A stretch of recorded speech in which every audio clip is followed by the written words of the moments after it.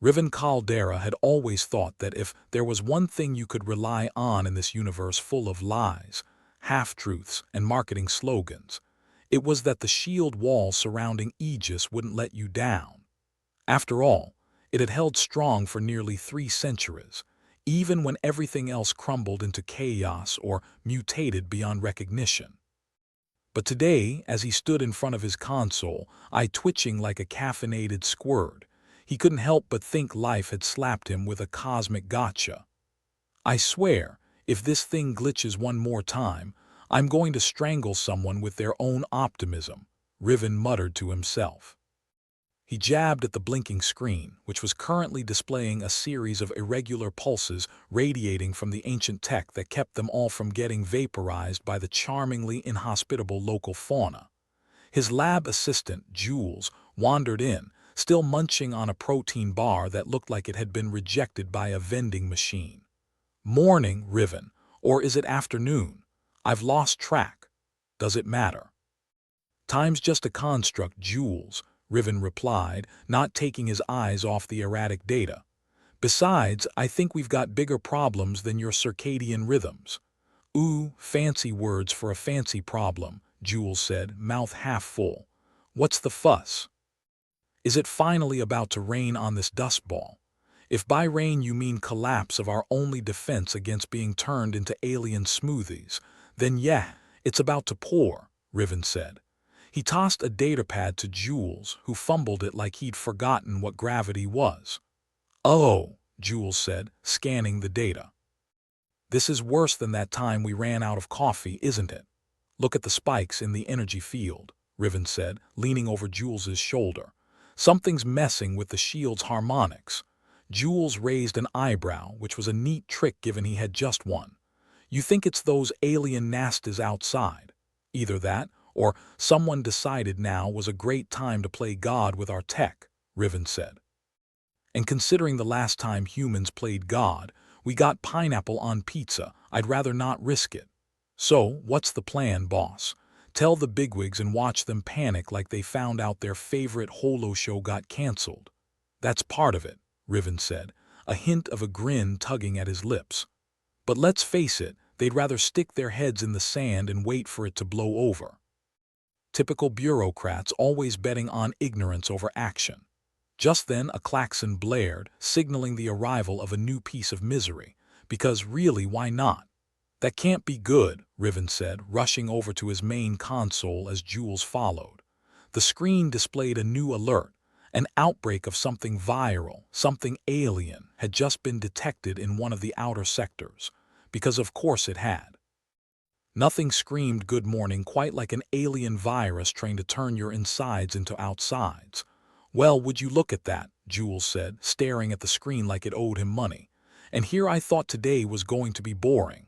This is bad, Riven said, biting his lip. If the shield's going down and this thing's spreading, Jules clapped him on the back. Look on the bright side, Riven. At least we're not on fire yet. Yet, Riven echoed, sighing. I'm calling it in. He tapped a few keys, opening a calm line to the colony's leadership. They answered like they always did, after the third ring when they'd presumably finished sipping their morning lattes or whatever they did to ignore reality. Riven, came the oily voice of Director Thorne. What can we do for you this fine day? We've got a situation, Director, Riven said, trying to keep the irritation out of his voice. The shield wall's unstable and there's a viral outbreak in Sector 7. Ah, well, you know how these things are, Thorne replied, his tone as dismissive as a cat swatting a fly. I'm sure it's nothing to worry about. Nothing to, Riven stopped himself. Director, if we don't address this now, it could mean the end of the colony. And I'm sure you're right, Thorne said smoothly.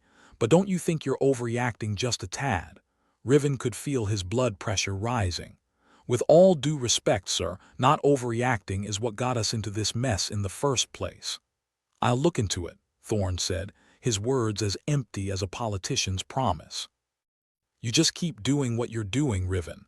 I'm sure everything will be fine. The line went dead, and Riven resisted the urge to throw the comm unit against the wall. Typical, he muttered. Well, that went about as well as expected, Jules said, trying to lighten the mood. What's next? Riven ran a hand through his hair, making it stand on end like he'd stuck a finger in a power socket. We need to figure out what's causing the anomalies and stop the virus from spreading further. Guess it's time to dust off the hazmat suits, Jules said, trying to make it sound like a joke but failing miserably. And find out if there's any connection between the shield glitch and the virus, Riven added. Because if there is, we might just be sitting in a nice, cozy, ticking time bomb. Oh, joy, Jules said. I've always wanted to be a footnote in a what not to do in a colony guide. The pair left the lab, stepping into the harsh light of Aegis's streets. The city had seen better days. Grime coated the buildings like a second skin, and the air was thick with the scent of fear mixed with desperation. It was home for better or worse. First stop, Med Bay, Riven said. Let's see what we're dealing with. They made their way through the bustling crowds, people oblivious to the potential catastrophe looming overhead. Riven envied them in a way. Ignorance was bliss until you ran headfirst into reality.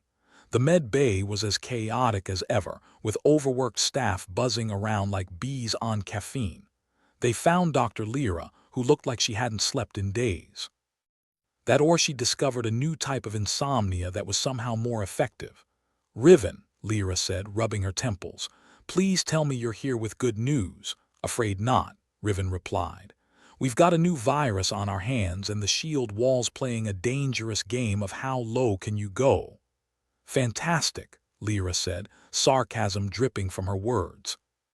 I've always wanted to be part of a historical event. We're trying to link the two, Jules chimed in. Any chance you've got some miracle cure stashed away?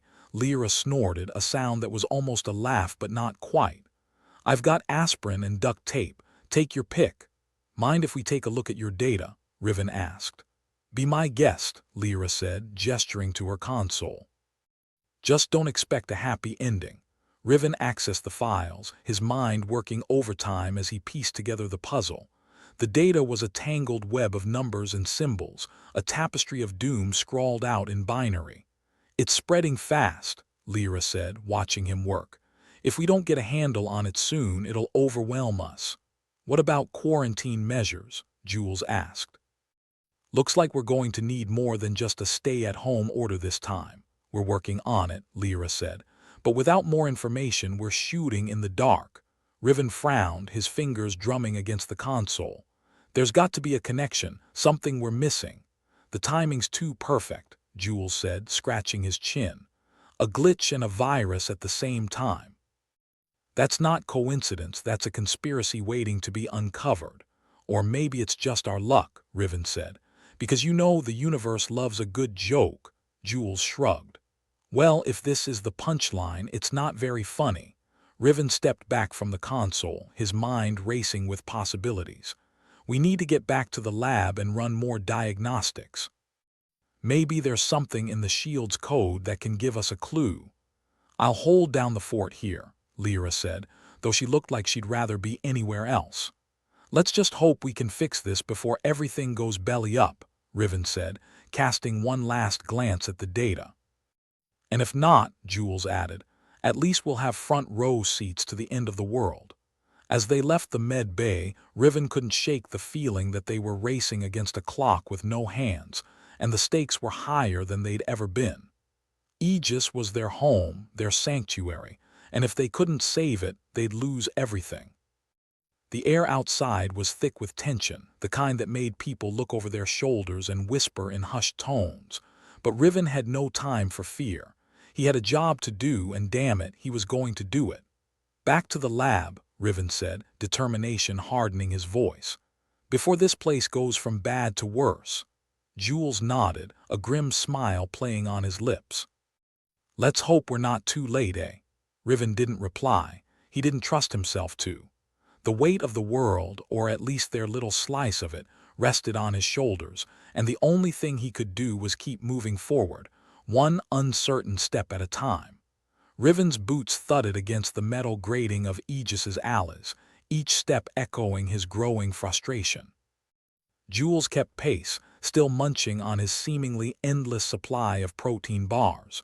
If there was one constant in this universe, it was Jules chewing obnoxiously. Think we can stretch one protein bar into a hazmat suit?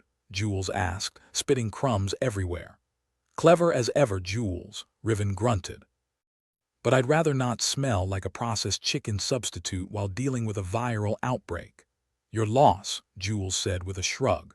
Personally, I think the aliens would appreciate the flavor.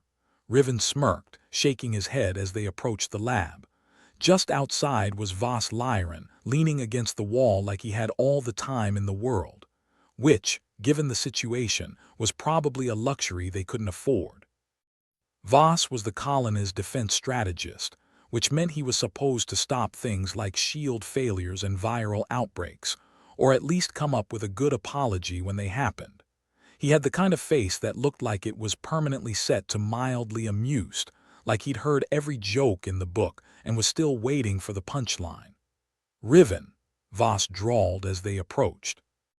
Heard you've got a bit of a situation. Thought I'd come and see the fireworks. If you're expecting fireworks, you might be disappointed, Riven replied. But we've definitely got a show, complete with viral outbreaks and failing shields, a real blockbuster.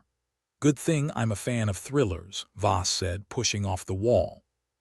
What's the latest?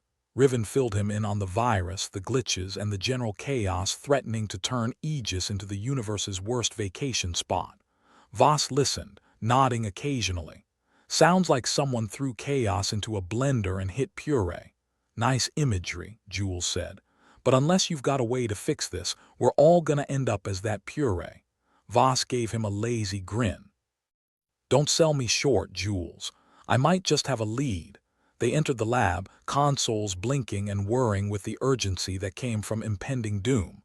Voss produced a datapad, flicking through screens with a speed that suggested he might actually know what he was doing. Here's the thing, Voss began.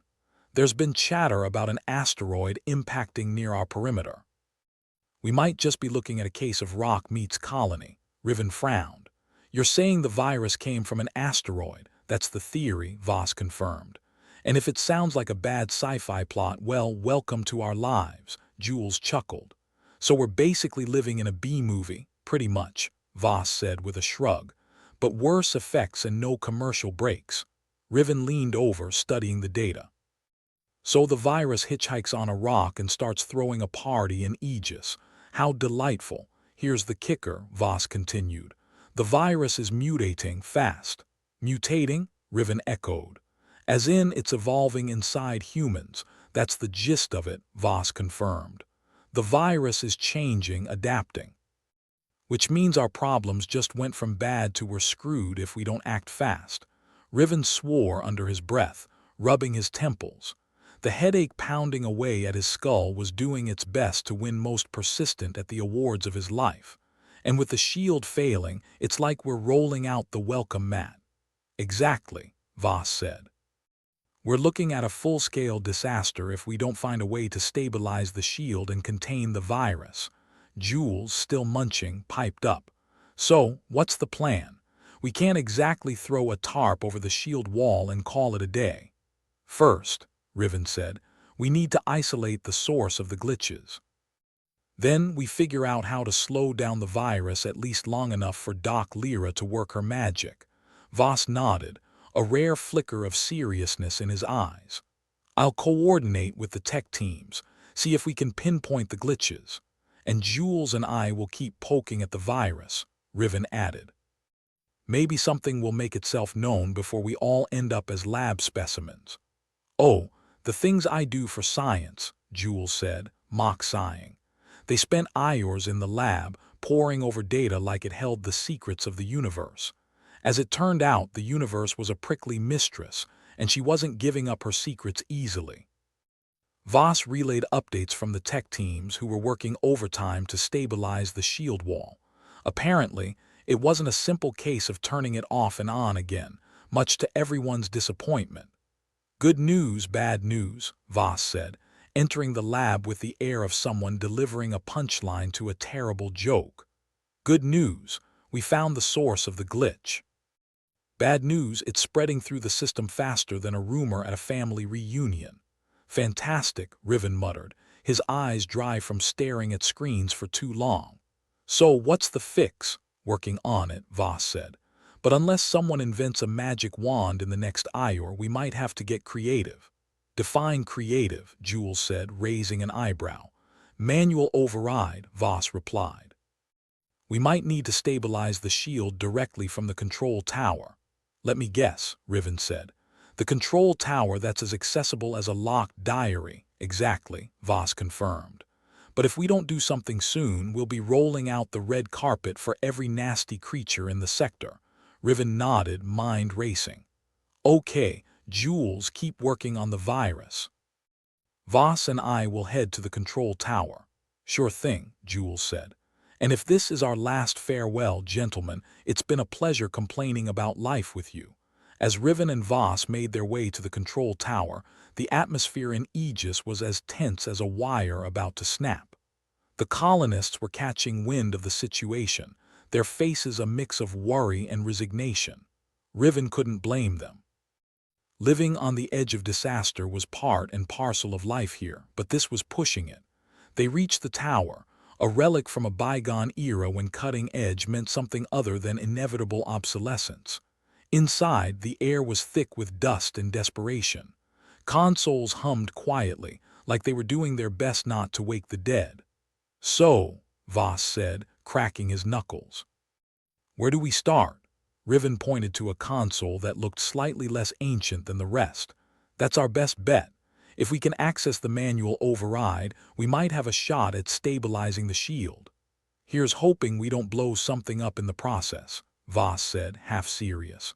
Riven tapped away at the console, the interface sluggish and unresponsive. A testament to humanity's unending quest to make things as frustrating as possible. Come on, you piece of junk, Riven muttered, coaxing the machine along with a mix of pleading and threats. Voss leaned over, peering at the screen.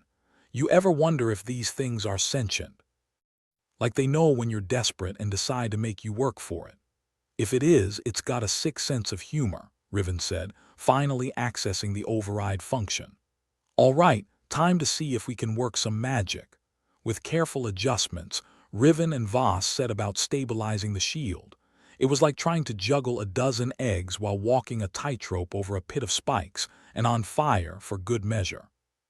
Almost there, Riven said, his voice tight with concentration.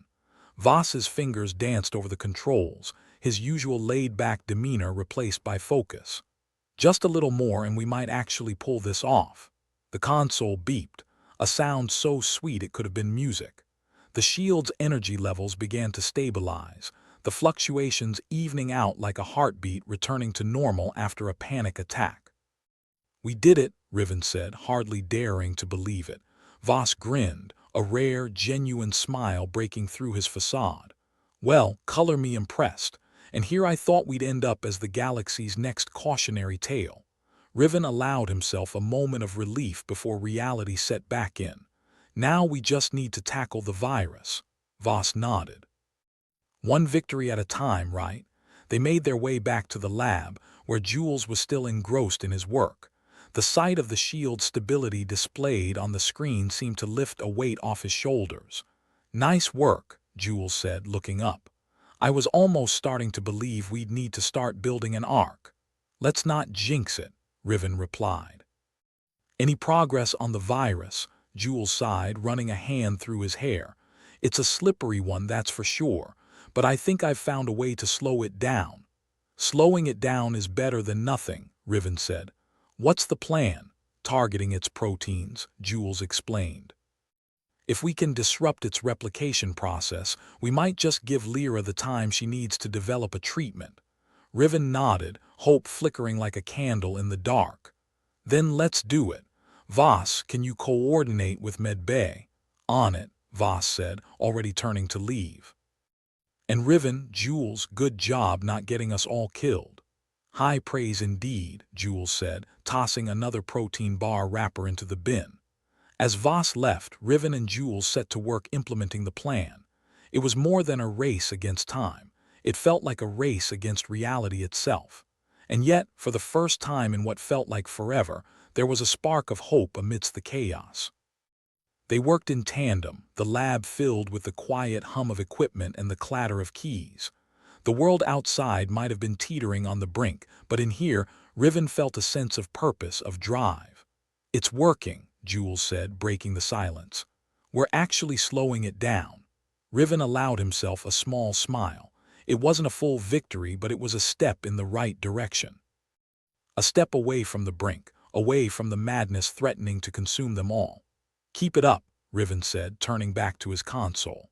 "We've still got a long way to go." And as they worked, side by side, Riven couldn't help but think that maybe, just maybe, they were going to pull through this. That maybe the universe wasn't as cruel as it seemed, and that even in the darkest moments, there was still a chance for light. Or at the very least, a chance to keep on fighting, one snarky comment at a time. Riven rubbed his eyes, which felt more like sandpaper than eyeballs at this point, and tried to summon whatever remained of his dwindling patience. Jules had left for the med bay to help with the protein-targeting remedy, leaving Riven to deal with the tangle of wires and the uncooperative console. He was the only one who could coax any cooperation out of the relics, and even then it felt like trying to convince a cat to take a bath. Voss sidled up beside him, arms crossed and brow furrowed. "What's the word, Caldera? Got any good news to sprinkle on our shit sandwich today?" "Depends," Riven replied. "Does barely holding together count as good news?" "Because if it does, we're bloody golden," Voss snorted. "Set the bar any lower and we'll trip over it. Hey, if you can't limbo under the expectations, you might as well use them as a speed bump." They were in one of Aegis's auxiliary rooms, more like a closet with aspirations of grandeur. The idea was to connect the colony's aging nanotech grid to the shield system and have it distribute the protein-targeting compound, slowing the virus to a crawl. Simple in theory, hell in execution. "All right," Riven said, squinting at the array of buttons and switches. "Let's see if we can't make this mess sing." "And by sing you mean not self-destruct," Voss said. "Exactly. Though self-destruct would at least be entertaining." Riven's fingers danced over the console with a familiarity born of countless hours spent cajoling it into submission. Slowly, the nanotech grid powered up, lights flickering on one by one. It'd take a miracle to actually work, but Riven had long ago given up on counting miracles. They were about as common as a clean pair of socks in this place. "Grid's live," Riven announced, a touch of disbelief coloring his voice. "Let's hope it stays that way," Voss replied. "I've seen marriages less volatile than this setup." "Yeah, but at least with marriages you can walk away. Here we're stuck until one of us dies. And we both know which is more likely," Voss added, his tone dry. The console beeped and Riven almost cheered. Instead, he settled for a grunt of approval. "All right, let's get this compound moving." Voss nodded, and together they initiated the distribution process. The nanotech grid began to hum, a sound that was almost soothing in its predictability. It was working. And then it wasn't. Without warning, the entire system went dark, the console's lights winking out like stars swallowed by an all-consuming void. Riven's heart sank faster than a lead balloon. "What the hell?" he exclaimed, slamming a fist against the now-dark display. Voss's voice was tight with frustration. "Any chance it just needs a moment?" "Yeah, sure," Riven replied, sarcasm dripping from every word. "And maybe it'll come back with flowers and chocolates, too." They tried rebooting the system, but the console stubbornly refused to cooperate. It was like trying to get a corpse to dance. "Something's wrong," Riven said, a sinking feeling settling in his gut. "Sabotage, maybe." Voss's expression turned serious. "It's possible, but why? We're all screwed if this virus keeps spreading." "Never underestimate people's ability to fuck things up for their own gain," Riven muttered. "Even if it's shooting themselves in the foot." Voss nodded grimly. "Someone must be exploiting the chaos. Question is, who?" Riven shook his head, feeling the weight of the situation pressing down like an overfed elephant. "We need to find whoever's behind this fast. Otherwise, we're running out of options." Just then, a voice crackled through the intercom, sharp and urgent. "Riven, Voss, you there?" It was Jules, sounding more agitated than usual, which was saying something. "We're here," Riven replied, pushing the talk button. And guess what? The system's down, again. Figures, Jules said. But listen, I just got word there's been movement in the colony's lower levels. Unauthorized access to the central systems. Lovely, Riven said. Because that's exactly what we need right now. Any idea who it is? No names, just shadows, Jules said. One of the maintenance crew spotted them, but they couldn't get a clear look before the intruders disappeared. Great, Voss said. Ghosts in the machine, just what we need. Riven's mind raced, trying to piece together the puzzle. All right, Jules, keep working on that compound. Voss and I will check out the lower levels. Copy that, Jules said. And hey, try not to make things worse. Thanks for the vote of confidence, Riven replied dryly. We'll do our best.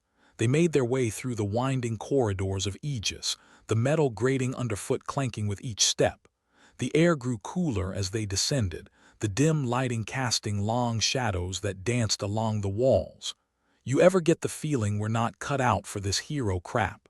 Voss asked.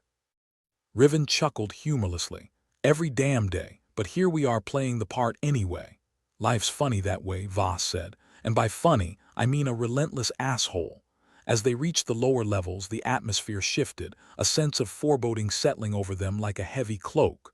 The central systems were housed here, a maze of conduits and consoles that kept Aegis running. All right, Riven said, scanning the area. Eyes peeled for anything out of the ordinary. Everything's out of the ordinary, Voss muttered, but I'll do my best. They moved cautiously, footsteps echoing in the cavernous space. It was quiet, too quiet, like the calm before the storm. Over here, Voss said, gesturing to a door slightly ajar. The sign above read restricted access. Of course, Riven said. Because why wouldn't the bad guys leave the door open for us? They slipped through, the room beyond filled with the low hum of machinery. Consoles lined the walls, screens displaying various readouts and data streams. Looks like they were in a hurry, Voss said, pointing to a console with a flickering screen. Riven approached, examining the data. They've been messing with the grid controls. No wonder everything's gone haywire. Can you fix it? Voss asked. I'm not a miracle worker, Riven replied, but I can try to undo some of the damage. As Riven worked, Voss kept watch, his eyes scanning the shadows for any sign of movement. You know, Voss said, breaking the silence. For a place that's supposed to be our safe haven, we sure do spend a lot of time fighting to keep it from imploding. That's life on the edge for you, Riven replied, hands flying over the console. You get used to living one crisis away from total annihilation. Comforting thought, Voss said. I'll sleep better knowing that. Riven's fingers hesitated over the controls. It's no good. They've locked us out of the system. Whoever did this knows their way around. So what do we do now? Voss asked. Riven sighed, frustration bubbling just beneath the surface. We find these bastards and put a stop to whatever the hell they're planning, and quickly, before this virus turns Aegis into a ghost colony. Lead the way, Voss said, ready for whatever came next. They moved deeper into the lower levels, the corridors narrowing and twisting like the innards of some great beast. Every creak and groan of the structure set their nerves on edge, but they pressed on, driven by necessity. Why do I get the feeling this is going to end badly? Voss said. Because it usually does, Riven replied. But with any luck, it'll end badly for them, not us. Wishful thinking, Voss said. But hey, a guy can dream. The corridor ended at another door, this one firmly shut. Riven tried the handle, but it wouldn't budge. Locked, he said. Looks like we're not getting through here without a fight. Good, Voss said, cracking his knuckles. I've been itching for one of those. Riven grinned despite himself. Let's see what we're up against then. With a shared nod, they forced the door open, the sound echoing sharply in the confined space. Beyond lay more machinery, but no sign of their shadowy adversaries. Looks like we've got the place to ourselves, Voss said. Or they're hiding, waiting to pounce, Riven countered. Either way, they had to keep moving. The fate of Aegis and their own lives depended on it. As they pushed further in, the threat felt tangible, pressing against them with every step. The colony might be teetering on the brink, but Riven was determined to fight. Not out of some noble sense of duty, but because, like hell, was he going to let some faceless enemy get the better of him? "Whatever happens," Voss said, his voice low, "it's been an honor screwing things up with you." Riven chuckled grimly. "Likewise. Now let's see if we can't turn this mess around." With new resolve they pressed on, Riven's mind a whirlwind of possibilities and contingencies. He didn't know what awaited them, but he did know one thing. He wasn't done fighting yet. And with any luck, they wouldn't be the ones left picking up the pieces when the dust finally settled. The air in Aegis felt as thick as a politician's promise, heavy with the unspoken dread of looming chaos. Riven and Voss crept through the underbelly of the colony, their own private slice of dystopian paradise. The metal corridors echoed with each footfall, a steady reminder of their separation from the void outside, a void that suddenly seemed more welcoming than the shitstorm brewing inside. "Remind me again why we're the ones doing this," Voss grumbled, his eyes darting to every shadow like they owed him money. "Because someone needs to clean up the mess and everybody else is busy pretending it's not their turn," Riven shot back. He paused at a junction, scanning the signs, a mix of faded labels and hastily scribbled warnings, like a directory of impending doom. They turned left, pushing deeper into the labyrinth. The lights flickered overhead, a reminder that the colony's infrastructure was about as stable as a drunk on roller skates. Riven scratched at the back of his neck, an old habit that surfaced whenever things were about to go pear-shaped. "So, you think it's sabotage?" Voss asked, tone casual, like someone might ask about the weather if the weather involved murderous conspiracies. "Sabotage or sheer incompetence," Riven replied. "Then again, around here, what's the difference?" The corridor opened into a larger chamber, an industrial cavern filled with the ever-present hum of machinery. Riven's gaze swept the area, landing on a scuffed datapad left abandoned on a console like a beacon of stupidity. He picked it up, thumbing through the contents with a growing scowl. "What have we got?" Voss asked, leaning in too close. Personal space in Aegis was a luxury no one could afford. "Looks like someone's been logging into the system regularly. And surprise, surprise, they aren't exactly authorized, sure, because why would anyone do their dirty work under their real name?" Voss snorted. "What's next?" "They leave a business card," Riven jabbed a finger at the screen. "They were accessing the nanotech grid and the viral containment protocols. Someone's playing with fire, and I doubt they're planning a barbecue. Any clue who's behind it? Not yet. But judging by the level of idiocy, probably someone who thinks they're smarter than the rest of us." Riven pocketed the datapad, a plan forming in his mind. "We've got to trace this back to whoever's pulling the strings." Before Voss could respond, a sudden clang echoed from the shadows. Riven turned sharply, heart pounding like a marathon runner who took a wrong turn into a minefield. "Guess we're not alone," Voss said, reaching for his sidearm with the kind of enthusiasm usually reserved for tax audits. They moved cautiously toward the sound, Riven's pulse drumming a quickstep in his ears. The corridor narrowed, the air growing colder as if the temperature dropped out of sheer spite. "You got a plan?" Voss whispered, voice barely audible over the hum of the colony's guts. "Yeah," Riven whispered back. "I plan on not dying. You same. Let's try and make this a habit." They edged around the corner, where a figure was hunched over another console, fingers dancing across the keys like a pianist on speed. The figure hadn't noticed them yet, too absorbed in their work. Riven's heart thrummed with a mix of adrenaline and annoyance. Whoever this was, they were the key to unraveling the mess threatening to drown them all. He gestured to Voss, the universal signal for follow my lead and try not to screw up. "Hey there," Riven called out, his voice echoing off the metal walls. "Looking for something or just lost your way to the break room?" The figure snapped upright, a deer-in-the-headlights moment that spoke volumes. They tried to bolt, but Riven was faster, blocking their escape with a swift move that hinted at a misspent youth. "What's the hurry?" Voss grinned, aiming his sidearm with a familiarity that suggested he'd had previous disagreements resolved this way. "We were just getting to the good part." The intruder was a wiry man, face half hidden beneath a hood, eyes wide and darting. He looked like he'd been caught with his hand in the cookie jar, and the jar was labeled Doomsday. "Who are you?" Riven demanded, keeping his tone civil for now.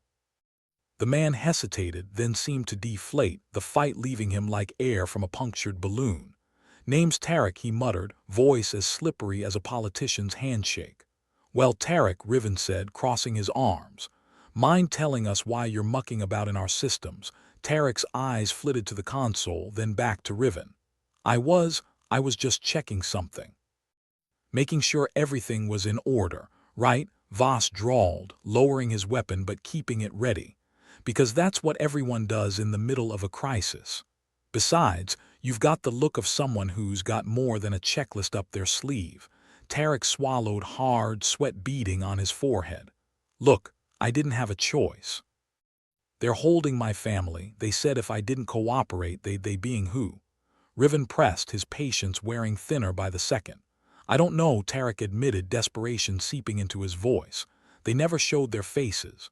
Just gave me instructions through an encrypted channel, but I've heard rumors. Some folks call them the Ascendant." "Catchy," Voss said, unimpressed. "Sounds like a cult, or worse," Riven added.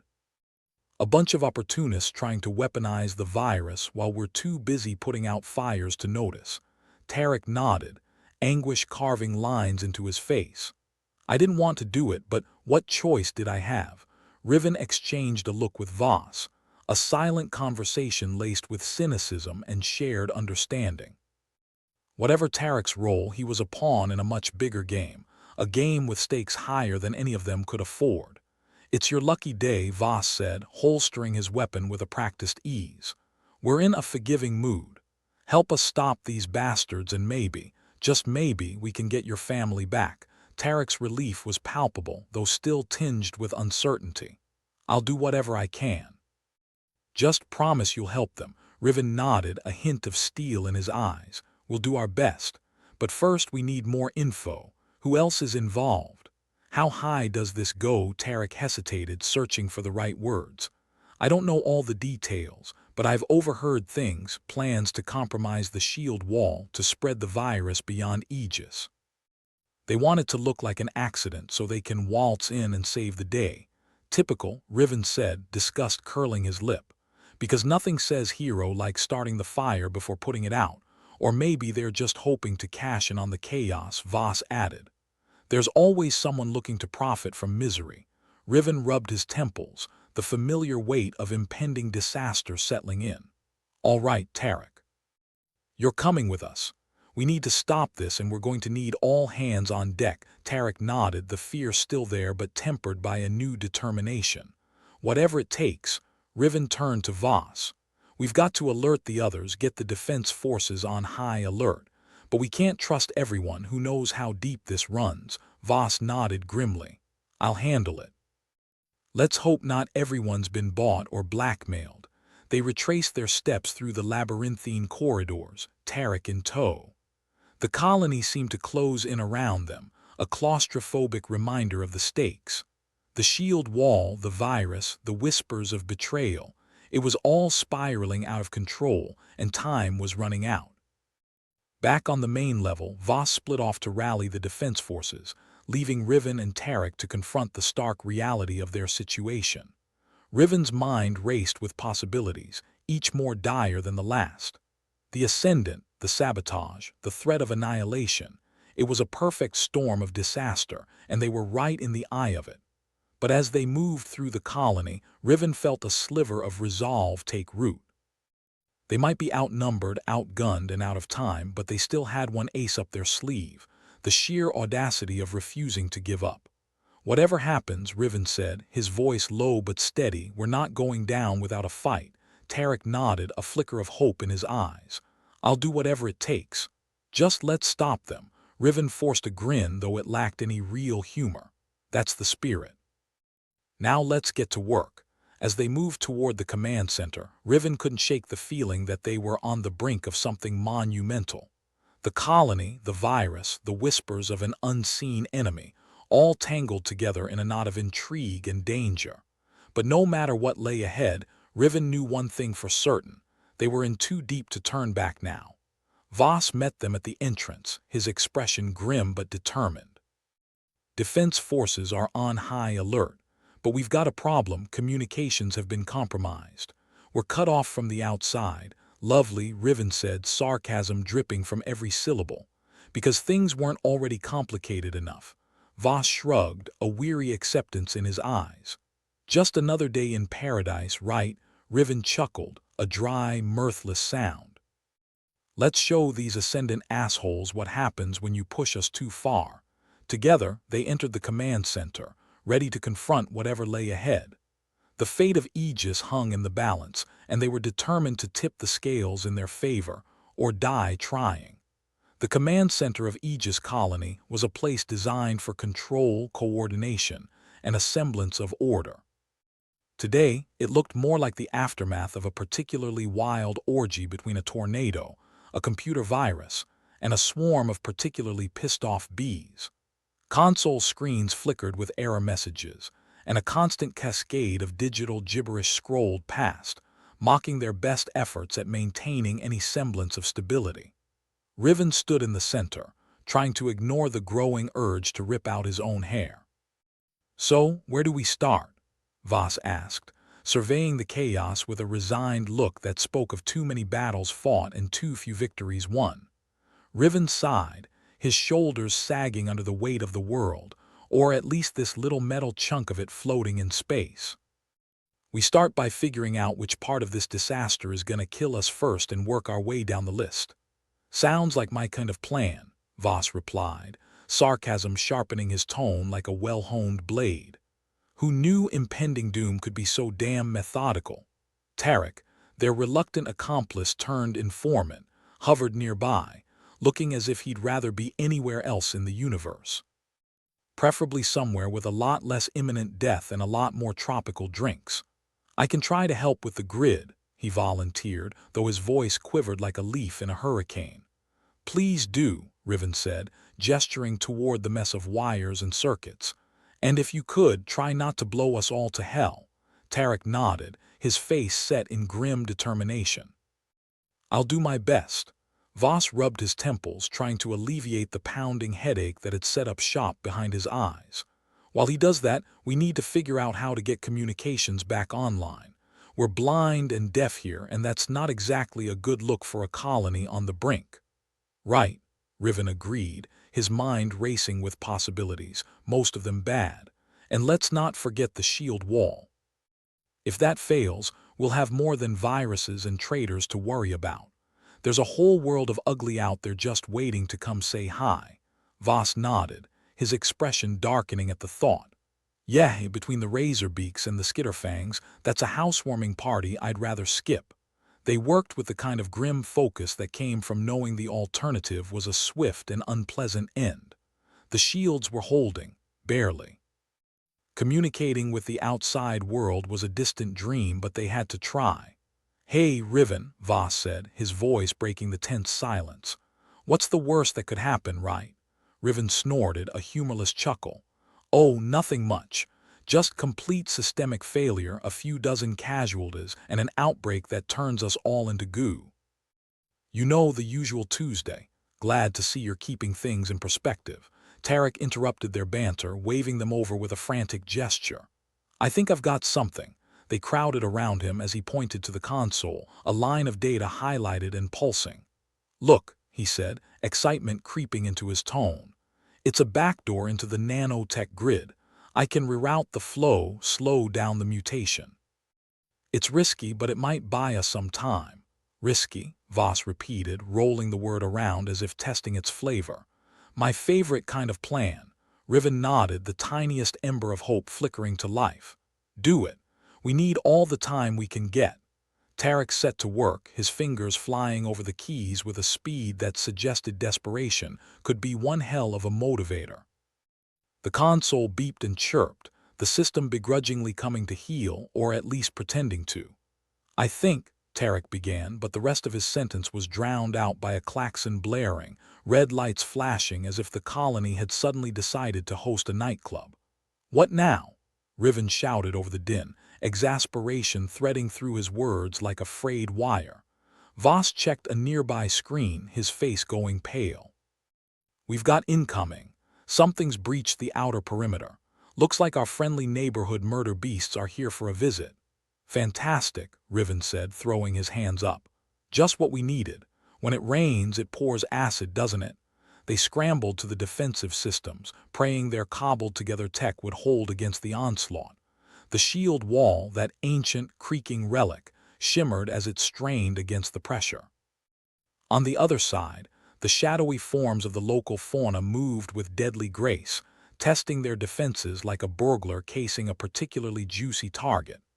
"These things never give up," Voss muttered, adjusting the targeting system with the practiced ease of someone who'd done it 1,000 times, and still found it as enjoyable as dental surgery with a spoon. Riven tightened his grip on the console, his knuckles white. "Just keep them out. We've got enough problems without them adding to the mix." As if in answer, the colony's lights flickered, a brief blackout that sent a chill through all of them. When the lights returned, Riven stared at the screens, looking for reassurance and finding none. "Okay, we're holding, but just barely," Voss said, echoing the thought that had become their mantra. "We've got to get communications up. If we can't call for backup, we're as good as screwed." Tarek was still fussing with the grid, his earlier enthusiasm waning in the face of overwhelming odds. "I've rerouted as much as I can. It should slow the mutation, but it won't stop it." "Good enough," Riven replied, clapping him on the back. "Now help us with the comms."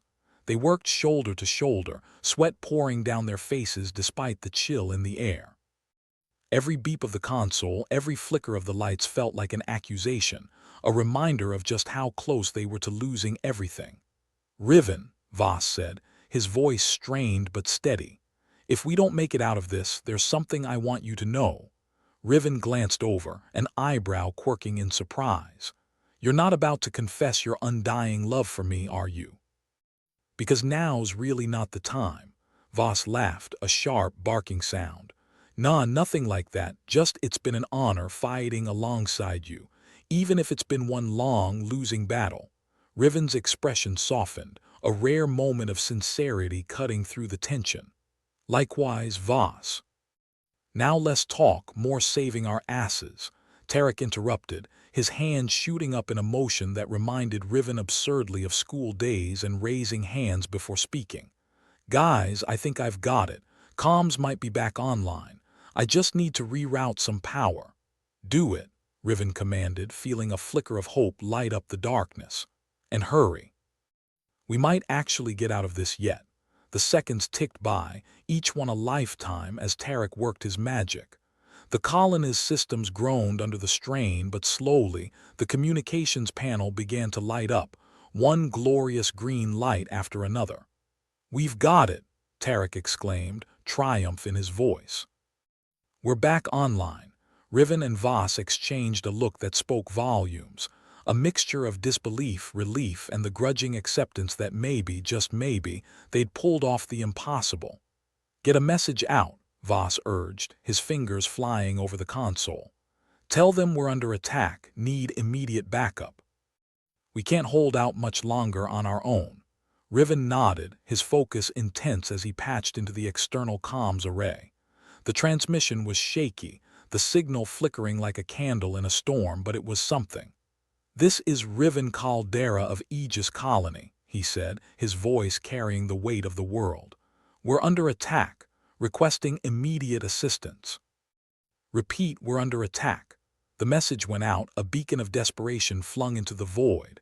Whether anyone would hear it, let alone respond, was a question for another time. For now, they had a battle to fight and lives to save. "We've done all we can," Riven said, resignation creeping into his tone. "Now it's just a waiting game." Voss nodded, his expression hardening into resolve. "Let's make sure we're still here when help arrives." Together, they returned their attention to the defenses, the weight of their decisions hanging over them like the sword of Damocles. The shield wall shimmered, the local fauna battering against it with relentless ferocity. The virus, slowed but not stopped, loomed like a specter in the background, a constant reminder of their fragile existence.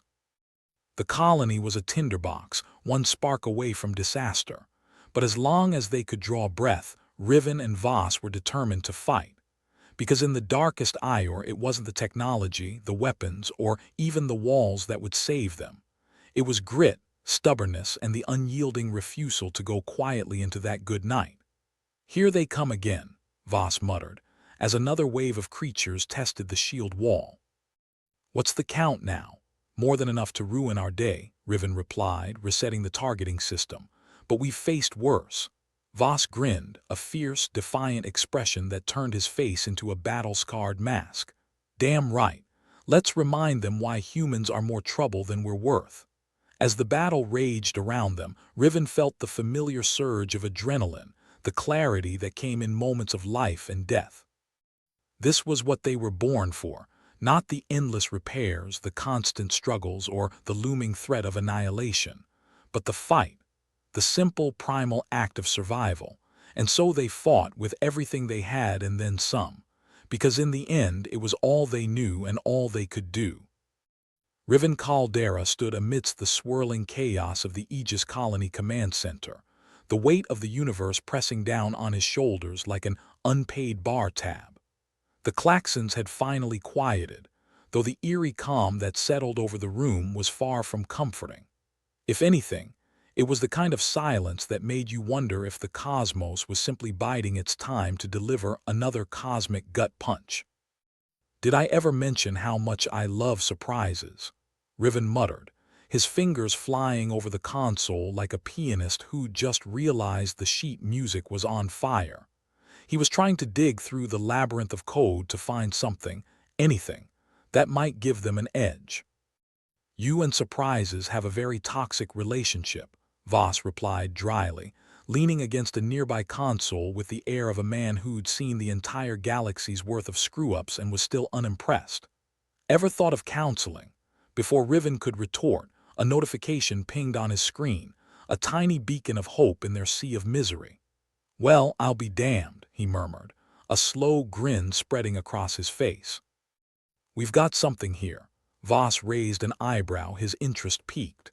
"If it's another unauthorized login, I might just lose my mind." Riven tapped at the screen, pulling up a data stream. "Nope, it's a genetic anomaly in our DNA, something unique. Could be the key to slowing down the virus." Voss pushed himself upright, peering at the screen with newfound interest. "Unique, huh? I always knew we were a special bunch. Just didn't realize it had taken apocalypse to prove it." The two of them pored over the data, Riven's fingers tracing patterns that suggested a potential countermeasure to the virus. If it worked, it could tilt the odds in their favor. If it didn't, well, they'd probably end up as a cautionary tale for future explorers, assuming anyone was left to caution. "This might just give us the breathing room we need," Riven said, his voice tinged with cautious optimism. "Assuming we can get the nanotech grid to cooperate, that is." Voss snorted, crossing his arms. "Yeah, and assuming the universe doesn't decide to throw another curveball our way. But I like your thinking. Risky solutions and reckless optimism, my kind of plan." Tarek, who'd been eavesdropping while pretending to work, piped up. "You mean your only kind of plan, right?" "Details," Voss replied, waving a hand dismissively. "Now let's see about this infiltration strategy. If we're going to make a move on the stronghold and try to regain control, we'll need to play it smarter than usual." "And by usual, I mean not getting shot at immediately." Riven nodded, rubbing his temples as he considered the variables. "Right, easy enough. Just waltz into the most fortified location on the planet and flick a few switches. Piece of cake. Don't forget the frosting," Tarek added, his tone laced with sarcasm. Voss outlined the plan, sketching it out on the console like a tactician with nothing left to lose. "We need to create a diversion, something to draw their attention away from us while we slip in and do our thing." Riven listened, the gears in his mind turning as he considered their limited options. "How about a tactical distraction? We could use the drones to simulate an attack on the other side of the colony. It might give us enough time to slip in unnoticed." Voss nodded, a glint of approval in his eyes. "Not bad. Not bad at all. Got any other bright ideas rattling around in that head of yours?" Riven smirked. Just one. We need a backup plan in case everything goes to hell, because it will. Plan B, run like hell, Voss deadpanned. Always a solid choice. They spent the next hour coordinating the assault, each detail meticulously planned yet hopelessly reliant on too many uncertain factors. As they prepared, the tension in the room was palpable, like the calm before a storm that was very likely to blow them straight to oblivion. "All right, showtime," Voss said, clapping his hands together with forced enthusiasm. "Everyone knows their parts." Tarek nodded, though his hands trembled slightly as he held his datapad. "Got it. I'll be covering the grid. Just make sure you do your part, and maybe we'll live to see another disaster." Riven gave him a reassuring pat on the shoulder. "Don't worry, you're in good company. We're all flying by the seat of our pants here." With one last exchange of nods and grim smiles, they set the plan in motion. The drones launched, their engines humming like a swarm of angry hornets as they zipped towards the far side of the colony. The distraction worked like a charm, or a grenade in a beehive, as the case may be. The enemy forces scrambled, their attention diverted just as intended. "Time to make our move," Riven said, gesturing towards the exit. "Let's go crash their party." The trio made their way through the maze of corridors, every step a dance with fate. The stronghold loomed ahead, a fortress of steel and spite that seemed to mock them with its impenetrability.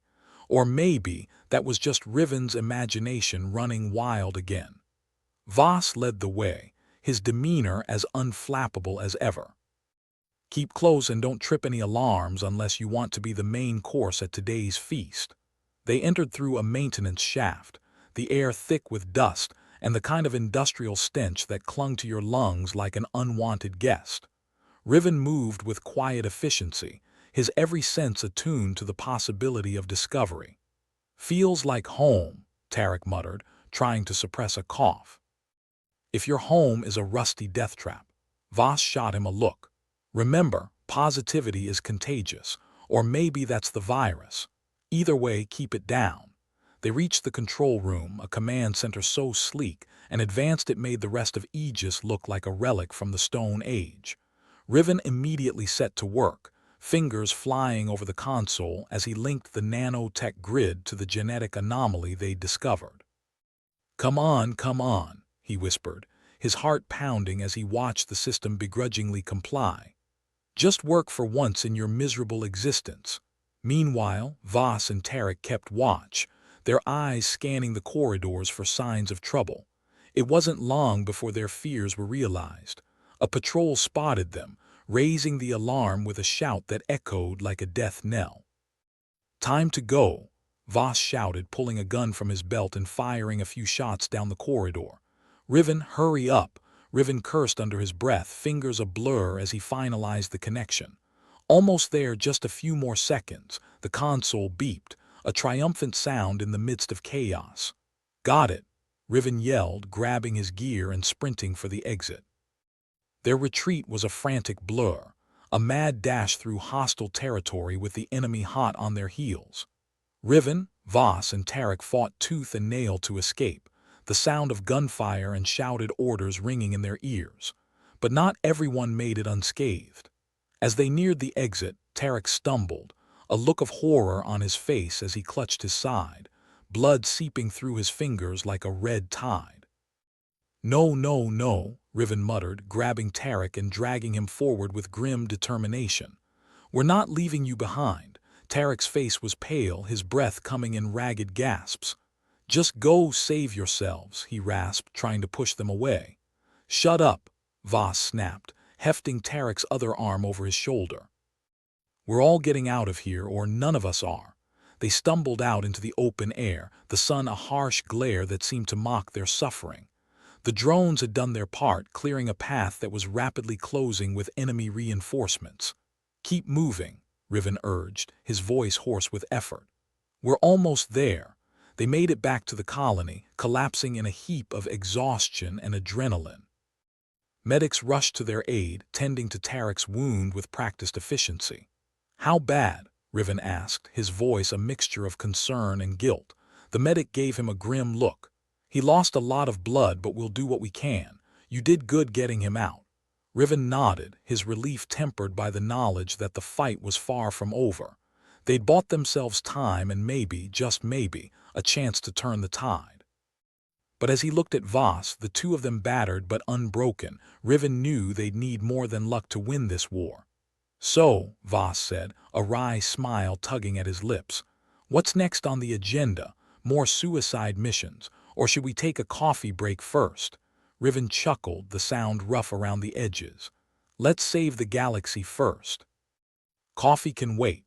With their resolve hardened and their spirits unbroken, Riven and Voss prepared for the next stage of their battle. Because despite the odds, despite the chaos and the danger, they were human. And humans were nothing if not stubbornly persistent. The war wasn't over, not by a long shot. But they'd fight it with everything they had and then some. Because that was what it meant to be human. The Aegis Colony Command Center was a place where dreams came to die. Assuming, of course, those dreams were never particularly ambitious to begin with. Riven Caldera stood amidst the chaos, his hands buried deep in the guts of the console, which had all the personality of a particularly stubborn mule. Sparks flew, ominous clicks and whirs echoing through the room as he tried to convince the pile of junk to cooperate for once in its miserable existence. "Come on, you piece of scrap," Riven muttered, coaxing the machine with the kind of charm usually reserved for angry drunks at closing time. "Work with me here, or I swear I'll turn you into a glorified paperweight." Voss Lyran, the colony's defense strategist, leaned against a nearby control panel with a nonchalance that could only be described as mildly suicidal given their current predicament. "You know, Riven, I think it's warming up to you," he drawled, his eyes sparkling with amusement. "Or maybe it's plotting your demise." Hard to tell with tech these days. Riven shot him a look. "You should talk. This whole mess is practically your love child, you and that damn shield wall of yours."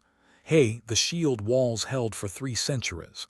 That's practically a lifetime in human years," Voss replied with a shrug, his grin widening. "Besides, how was I supposed to know a virus would take up residence and start redecorating?" Despite the banter, they both knew there was no time for jokes.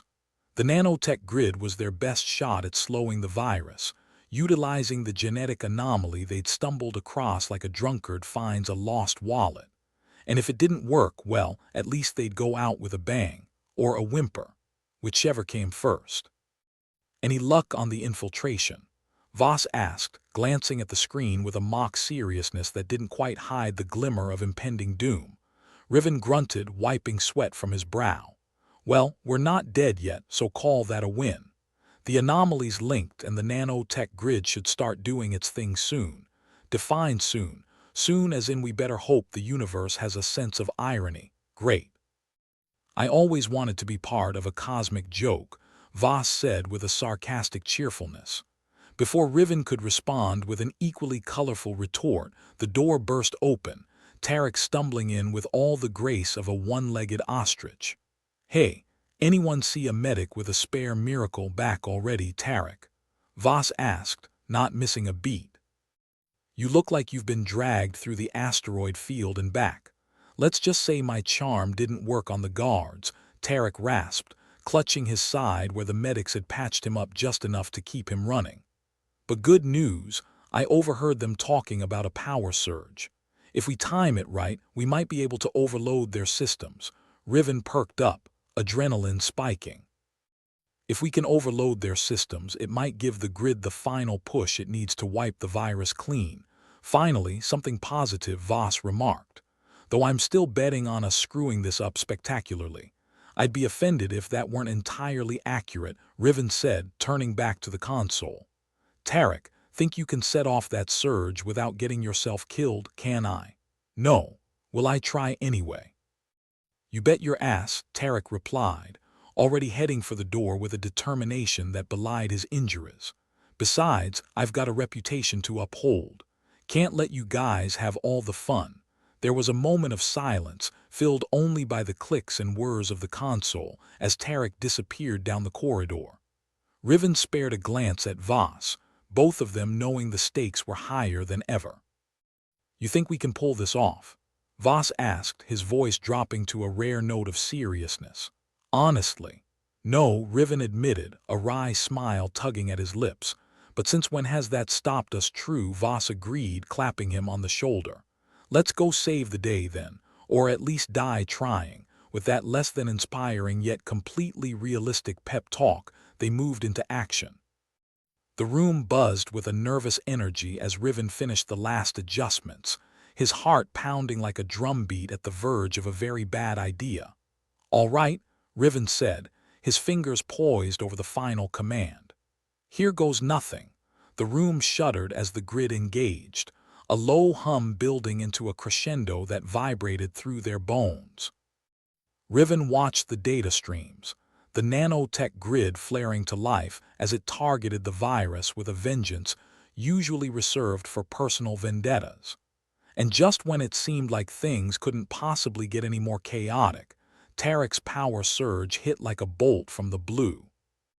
The lights flickered, the console sputtering with sparks as the systems overloaded, sending waves of energy cascading through the colony's infrastructure.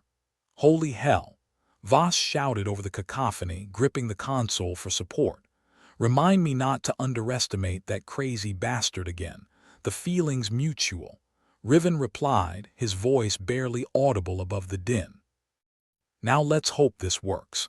The nanotech grid surged, the anomaly-enhanced compound spreading through the systems like a cleansing fire, burning away the viral infection that had taken root. It was a desperate gamble, but desperate was practically their middle name at this point. Riven held his breath, eyes glued to the console as the readings fluctuated, the grid's progress displayed in a dizzying array of colors and numbers. Then, after what felt like an eternity of holding onto hope by the skin of their teeth, the virus readings began to plummet, the infection rates dropping like a stone. "By the stars, it's working!" Riven exclaimed, a triumphant laugh escaping his lips. Voss let out a whoop of joy, clapping Riven on the back so hard it nearly sent him sprawling. "Ha! I knew we could do it. Well, I hoped we could do it. Okay, I was pretty sure we'd all die horribly, but still." As the virus continued to collapse under the grid's assault, the colony began to stabilize, the life support systems regaining their integrity and the shield wall flickering back to full strength. The familiar hum of safety wrapped around them like a long-lost friend, and for the first time in what felt like forever, Riven dared to believe they might just make it out of this alive. "Looks like we might need to rethink our career choices," Riven quipped, the relief palpable in his voice. "Maybe professional gamblers, or circus performers." Voss chuckled, the sound tinged with disbelief. "I'd say we've already got the clown bit down." The news of their success spread like wildfire through the colony, bringing people out of hiding and into the corridors with cheers and laughter that hadn't been heard in far too long. Medics moved swiftly, administering the cure to those still infected, the genetic anomaly working its magic like a miracle in miniature. Tarek limped back in, looking half dead but grinning like a madman. "Looks like I didn't die after all," he said, leaning against the wall for support. "How about that? Guess you'll have to stick around to see what other crazy plans we come up with," Riven replied, clapping him on the shoulder with uncharacteristic warmth. "Lucky me," Tarek smirked, though his eyes shone with gratitude. The mood in the command center was electric, a heady mix of relief and disbelief that buzzed through the air like a live wire. Riven and Voss exchanged a glance, a silent acknowledgement of all they'd been through and all they still had to face. "So," Voss said, breaking the moment with a grin, "what do you say we take a little victory lap? You know, before the universe remembers to throw another curveball our way." "Sounds good," Riven agreed, the tension finally easing from his shoulders. "Maybe we'll even get to enjoy it before everything goes to hell again."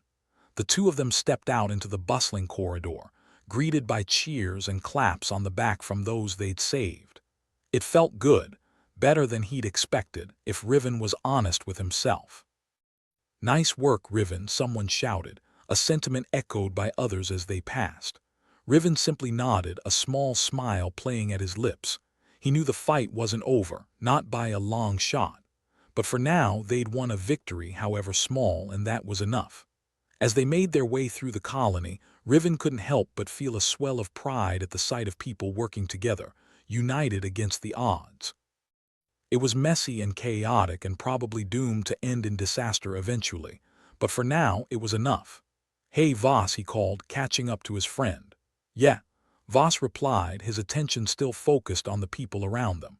"Thanks for sticking with me through all this," Riven said, his tone sincere despite the humor that laced his words.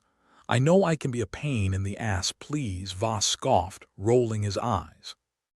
"If I didn't have you around to keep things interesting, I might actually get bored. And we can't have that now, can we?" "No, we can't," Riven agreed, laughing. "Besides, who else would I drag into my harebrained schemes?" The two of them continued down the corridor, the weight of their recent trials still lingering but lightened by a shared sense of achievement and camaraderie. They'd come a long way, and with any luck they'd go even further. Because despite everything, despite the chaos and the danger and the never-ending challenges, they were human. Stubbornly, wonderfully human. And that meant they'd always find a way to keep fighting, no matter what the universe threw at them next. "Here's to the next crisis," Voss declared, raising an imaginary glass. "To the next crisis," Riven echoed, grinning. And with that, they stepped forward into whatever madness awaited them next, ready to face it head-on together. The Aegis colony was a mess, but it was their mess. After the viral chaos and near-catastrophic shield failure, it was time to pick up the pieces. Which, if you were being honest, was half of what life on Aegis was about. Breaking and fixing, in a never-ending cycle that made Sisyphus look like he had a cushy gig. Riven Caldera stood amidst the wreckage of the command center, surveying the damage with an eye that had become far too accustomed to disaster. It was like the aftermath of a particularly vicious bar fight, except this fight had involved technology, not fists, and the stakes had been a bit higher than a broken nose. "Looks like the universe has decided to let us live another day," Riven mused, wiping a grimy hand across his forehead, leaving a streak of grease that would have made a mechanic proud, or horrified, depending on their standards. Voss Lyron, ever the stoic pessimist, ambled over with the kind of casual gait that suggested he had all the time in the world. Until the next viral outbreak or shield malfunction, anyway. "Wouldn't want to get too comfortable. Comfort is a myth," Riven replied, turning back to the console that had miraculously survived the chaos with only a few scorch marks. But at least the grid held. "I call that a win." "Yeah, barely holding together counts as good news around here," Voss agreed, leaning against the wall with that practiced air of someone who had virtually mastered the art of leaning. "Still, we've got to start beefing up these defenses. Can't have the universe thinking we're easy pickings." Riven chuckled, the sound more of a dry wheeze after everything they'd been through. "If the universe is gunning for us, it's got another thing coming. We're nothing if not stubborn and a little bit crazy." Voss shrugged. "But I suppose that's what keeps us alive." The command center was slowly coming back to life. Lights flickered on in fits and starts, as though waking from a long, troubled sleep. It was a comforting sight, like watching an old friend shake off a bad night out and get back up for another round. "Guess we should get started on fortifying," Voss said, his voice carrying a hint of reluctant determination. "If we can patch up the breaches and maybe work out some new tech to keep those viruses at bay, we might stand a chance of surviving the next inevitable disaster." "Sounds like a plan," Riven agreed, cracking his knuckles. "And maybe we can convince Jules to stop devouring all the protein bars. We might need those for, actual emergencies." "You'd have better luck convincing the sun not to rise," Voss replied, with a grin that was all teeth and no warmth. "But sure, dream big." The two men walked out of the command center, the hum of activity around them a sign that life, as always, was soldiering on. It was a patchwork of activity. People repairing conduits, engineers running diagnostics, and medics tending to those still recovering from the outbreak. It was chaos, of course, but it was their chaos. There was a strange comfort in that. Tarek was, unsurprisingly, holding court not far from the entrance. He was regaling a small crowd with his tales of near-death heroics, gesticulating wildly and wincing every time he moved too fast and pulled at his bandaged side. And there I was, Tarek was saying, surrounded by guards, outnumbered, outgunned, but not outwitted.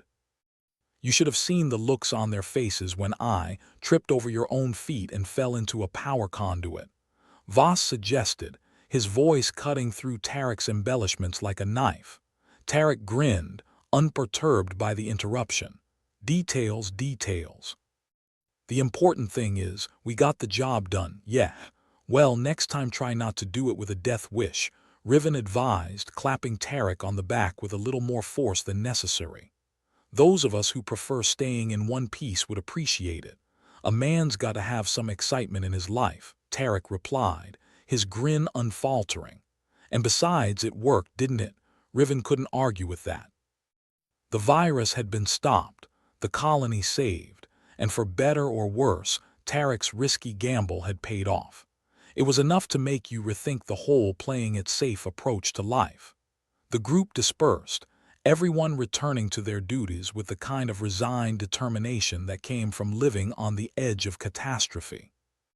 Riven and Voss made their way toward the engineering sector, where the real work of rebuilding would begin in earnest.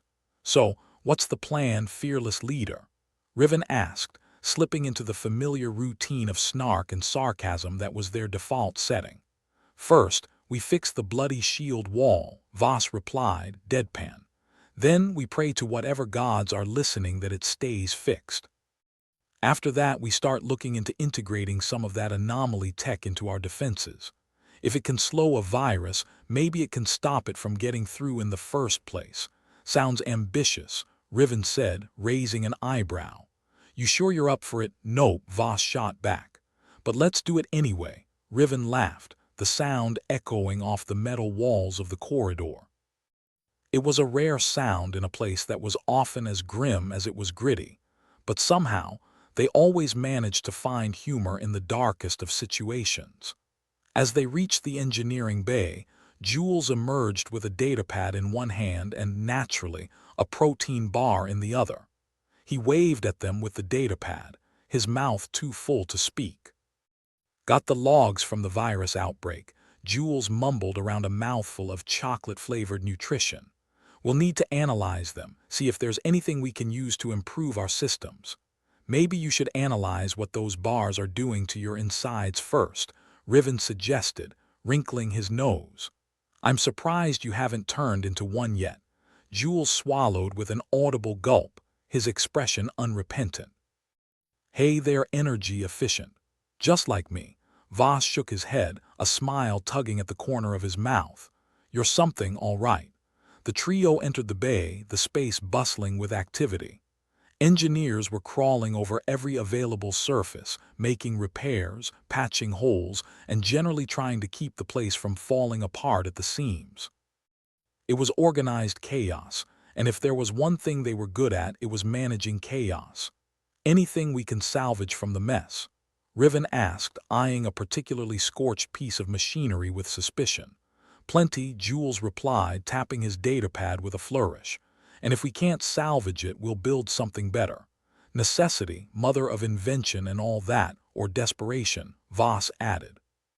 Seems more fitting for us, true, Riven agreed. But it's desperation that saved our asses more times than I can count. As they set to work, Riven couldn't help but reflect on how far they'd come. The colony had faced near annihilation, and yet here they were, still standing, still fighting, and somehow still finding ways to laugh in the face of doom. It was a testament to their resilience, even if no one would admit it out loud.